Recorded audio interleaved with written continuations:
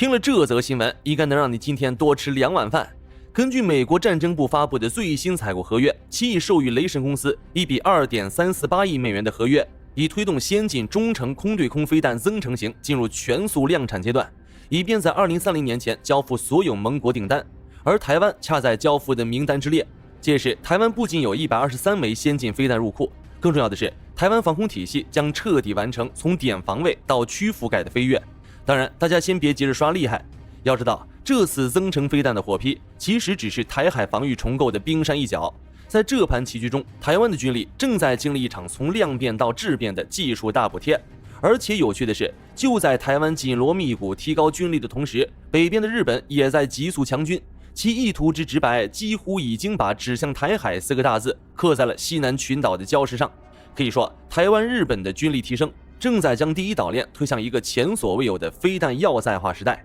今天我们就从这款增程飞弹聊起，深度扒一扒这枚导弹背后的黑科技，同时拆解一下日本在美国默许后急速强军的战略企图。首先，我们要弄清楚台湾这次拿到的到底是什么层次的武器。这123枚 ARM-120-12全称是先进中程空对空飞弹增程型。虽然名字里带个空对空，但在台湾的防御剧本里，它是作为 NASA SM 系统的杀手锏来使用的。NASA SM 系统也就是国家先进地对空飞弹系统，是目前守卫美国白宫和华盛顿特区的同款护院神。如果说原本的 NASA MS 是一把近身护卫的匕首，那么在装备了 ARM-120-12之后，这把匕首就变成了一柄长达100里的陌刀。它守卫的不仅仅是台北的关键设施，更是现在台海防空网中最硬的一块反介入拼图。很多人会问，既然 ARM-120-12这么强，为什么不早点拿出来？那是因为地对空飞弹相比空对空飞弹天然就有一个先天不足，它得克服重力。战斗机在10000米高空抛射导弹拥有巨大的初速和位能，飞弹能飞得很远，而从地面发射，飞弹得先耗掉一大半燃料去爬升，这就导致它的射程大打折扣。为了解决这个手短的问题，美国人玩了一个非常暴力的技术整合，他们直接把 ARM-120C7 的先进制导头接在了 ESSM 海麻雀飞弹的粗壮推进器上。这种老树接新枝的做法，成功让 ARM-120-12的最大射程瞬间飙升了 50%， 拦截高度更是离谱，直接拔高了 70%， 把原本属于中低空的防空网一下子拉到了中高空。在座的各位大佬，你们可以想象一下，在台湾这种极其狭窄的空域，多出了100多枚这种长腿导弹意味着什么？意味着任何试图通过中高空渗透的战机，都会在还没看到台湾海岸线的时候就被雷达锁定。更厉害的是， ARM-120-12继承了 ARM-120家族最引以为傲的主动雷达导引技术，这意味着它发射后不需要地面的雷达，全程像手电筒一样照着目标，它自己就能完成追踪打击。这种发射后不管的能力，让 NASA MS 系统具备了极高的多目标交战效率。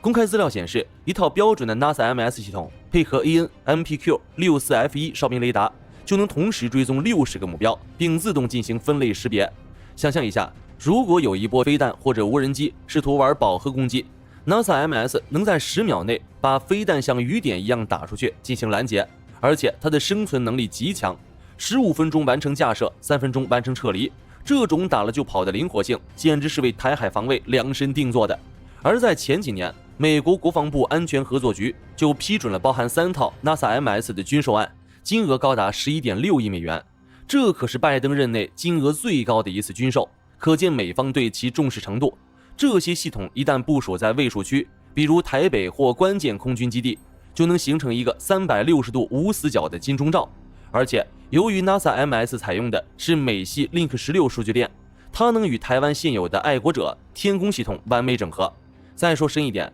由于它是美军同款，如果未来发生极端情况，美军提供的实时情报是可以直接接入的，这就像是给台湾的防空指挥官开了一个全图外挂。所以当我们看到 ARM-120-12进入全速量产的消息时，本质上是台湾防御体系的成熟。台湾通过这一波强军，正在把自己的防区变成一个让对方进不来碰不得的刺猬岛。在这一片防空墙的北端，日本也正在以一种近乎疯狂的速度把自己武装成一个要塞。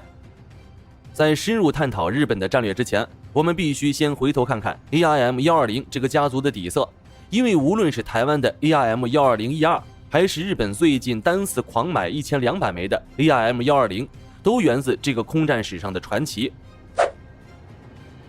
说起 AIM-120 家族，那真是一部从被嫌弃到真香的进化史。其研发始于70年代末，代号 AMR-AAM。当年的美军通过越战深感 AIM-7 麻雀飞弹的无能，那玩意儿半主动制导，经常发射出去就不知道飞哪儿了。于是 AIM-120 应运而生，它的出现直接定义了超视距作战的新规则。从1991年正式列装到现在，这个家族已经完成了约6000次实弹发射。这是什么概念？完全是在用海量的金钱和硝烟堆出来的战场通行证。我们拆解一下这枚飞弹的内脏，你就能明白为什么它值这么多钱。AIM-120 基础款，飞弹长3.66米，弹体直径0.178米，看上去并不起眼，但它内部集成的导引段是精密电子工业的巅峰之作，包含了主动雷达寻导器、惯性参考单元和高性能处理器等精密仪器。这就好比给飞弹装了一个带雷达眼的小电脑，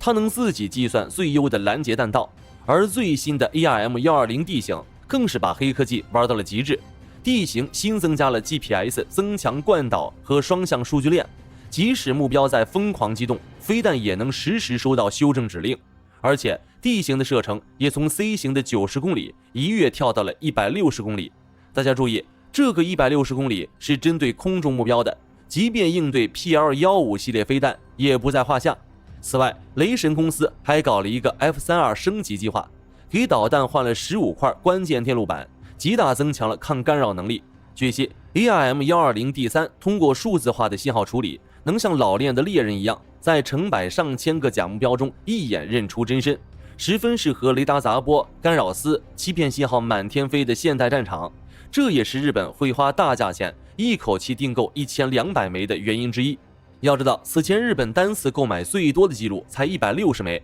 这次翻了将近10倍。说是储备弹药，但在我看来，分明是在准备一场高烈度的消耗战。当然，光纸面数据可说服不了大伙，毕竟有俄罗斯这个前车之鉴。那我们再来看看 AIM-120 的实战战绩。1992年，美军 F-16首次用 AIM-120A 击落米格25，开启了他的首杀。之后的科索沃战争，土耳其又用它击落了苏24，打出了 AIM-120 的威风。而最让这款飞弹名声大噪的，还是在乌克兰的 NASA-MS 系统表现。乌方宣称，在乌军手里，这款导弹的拦截率接近100%，这让全世界的潜在客户都看直了眼。台湾也正是看中了这种实战验证过的可靠性，毕竟在台海这种极其狭窄且充斥着各种电子压制的环境下，可靠性就是飞行员和防空兵的命。而且台湾目前正在推进的强军计划，重点之一就是这种全天候、发射后不管的硬实力。这不仅仅是武器的更新换代，更是防卫逻辑的根本性重塑。我们要意识到，当这几千枚 AIM-120 家族的飞弹部署在第一岛链，它们将构成一个极其复杂的火力包围圈。这种包围圈不是静态的，而是依托数据链、卫星、预警机组成的动态捕捉网。只是这套捕捉网还存在一个致命变数，那就是日本。如果说台湾的强军是以守待变，那日本近3年的动作简直就是备战进行时。近期日本政坛甚至出现了暗示武力介入台海的极端言论，这绝非偶然。自2022年末出台安保3文件以来，日本开启了2战后力度最大的一次军力建设，不仅军费预算同比增长了56%，用于采购武器、基建的合同金额更是翻了1倍以上。日本现在的逻辑很简单，把专守防卫的旧招牌拆了，换上大规模进攻性武力的新内核。大家可能没注意到，日本正在西南群岛构建一个极其恐怖的要塞带，在距离台湾近110公里的与那国岛，日本部署了沿岸监视部队和电子战部队。这个岛就像是一个插在台海门口的超级窃听器。在距离台湾只有300公里的石垣岛，日本更是部署了12式地对舰导弹和03式中程地对空导弹，未来射程超过1000公里的12式改进型也会部署在这里，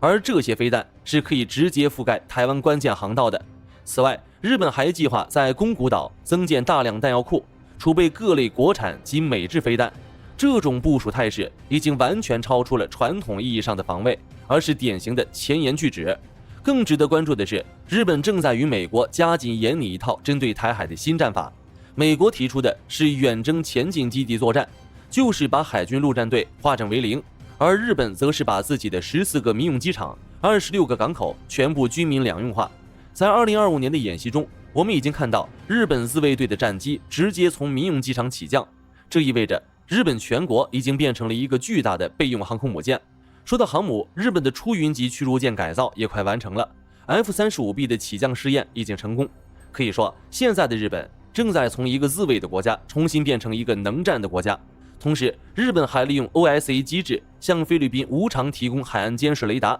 甚至还在讨论出口03式防空飞弹。可见，日本正试图利用美国战略收缩留下的力量真空，重新获得在东亚的军事话语权。这种变化对台湾来说，虽具有极强的互补性，但同时也是一种极大的威胁。要知道，台湾和日本之间并不存在所谓的防务联动，就像前面说的，台湾的防御是基于自身主权与生存的刚需，而日本的介入意图则带有浓厚的某某主义复苏风险。历史上，日本对这片土地造成的创伤尚未痊愈，现在的这种军事投射更多是基于其实力地位的投机，甚至连美国内部都有人对此感到担忧。比如特朗普就曾对日方的激进言论表示过克制要求，因为美国想外包的是防御成本，而不是想被日本拖入一场不可控的三方热战。现在的台海正处于一个极其微妙的平衡点，一方面，台湾通过 NASA MS 和 AIM-120-12极大提升防御韧性，让任何潜在的进攻者都必须面对无法承受的代价。另一方面，日本在侧翼的面覆盖进攻布局，增加了局势的不确定性。屏幕前的各位，你们觉得这种要塞化真的能像美国预想的那样维持稳定吗？还是说这只是在第一岛链上放了一把随时可能失控的火？总之，台湾获得 AIM-120-12是防御力的实打实跃升，是求稳的表现，而日本的急速强军则是求变的赌博。这两种完全不同的强军逻辑正在重塑台海这片海域。我们将持续关注这些顶级装备的服役动向，以及那123枚增程神针何时真正落位。好了，本期节目到这里就结束了，感谢大家的陪伴，我们下期节目再见，拜拜。